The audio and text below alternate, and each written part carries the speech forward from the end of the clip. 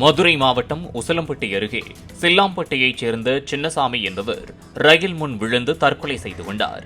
தனியார் நிறுவனத்தில் ஓட்டுநராக பணியாற்றி வந்த அவர் ஆன்லைன் விளையாட்டில் அதிக பணத்தை இழந்து மன உளைச்சலில் இருந்ததாக போலீசார் தெரிவித்தனர்.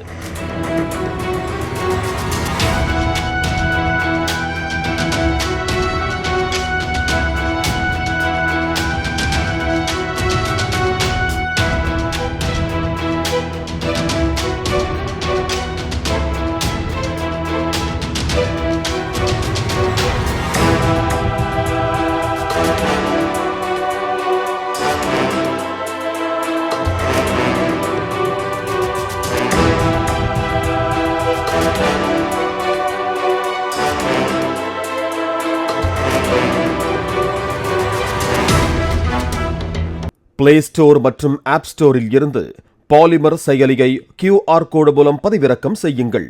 செய்திகளை உடனுக்குடன் பெறுங்கள்.